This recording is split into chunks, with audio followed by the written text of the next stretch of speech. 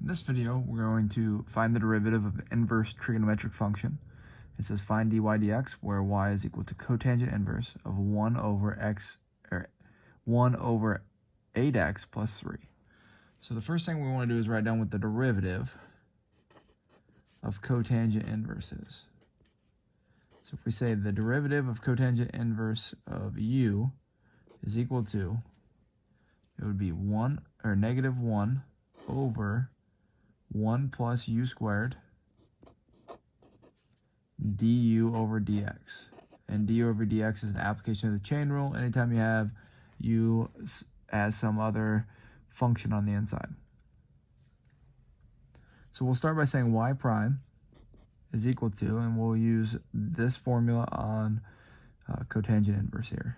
So we end up with negative 1 over 1 plus 1 over 8x plus 3 squared times the derivative with respect to x of 1 over 8x plus 3. So now we're going to take the derivative of this piece over here. To take the derivative of this piece over here, we're going to need to, let's see, I think if we write that in a little different way, so I'm going to kind of write it out here separately. I'm going to say derivative, and I'm going to write that as 8x plus 3 to the negative 1. And when I do that, so I haven't taken the derivative yet, I've just rewrote this as a negative exponent. And now I take the derivative, so I do the application of the chain rule here. So negative 1, 8x plus 3 to the negative 2 times the derivative of 8x plus 3. The derivative of 8x plus 3 is 8. So I end up with negative 1, 8x plus 3 to the negative second power times 8.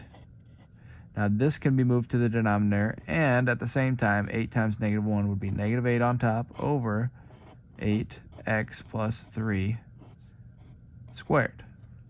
So this is the derivative of this piece here.